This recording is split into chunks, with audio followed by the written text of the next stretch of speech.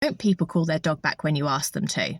Maybe you're the owner of a reactive dog, or a dog who's fearful and frightened when they're outside, or maybe you're just the owner of a dog and you're trying to train them and you don't want all these dogs running at you and invading your space, and maybe the dog doesn't either because they're on lead.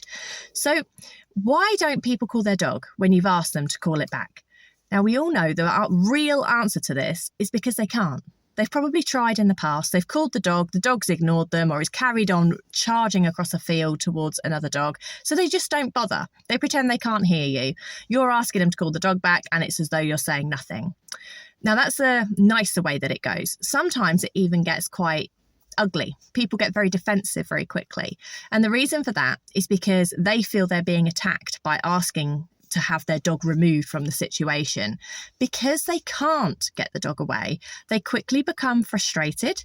They quickly become very, very defensive, that it's not their dog that's at fault and it's you who's at fault. And all that frustration and embarrassment and defensiveness will get turned towards you and your dog, and you will be the problem because you are there with your dog and because you are in the space trying to do something that is not what they believe it is for.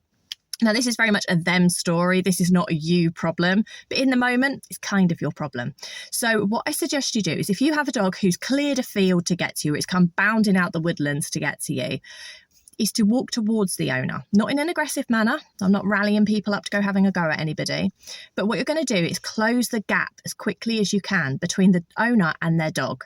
Because the further you are away from them, the less chance they have of being able to catch them or call them back. And if the dog's already cleared a field to get to you, it's just going to keep following you. So if your dog is able to move and they are able to follow you about or move around whilst this dog is in their space, walk towards the owner. That will make it much easier and much quicker for them to get them back. And hopefully another dog will appear and they'll go and run at them instead.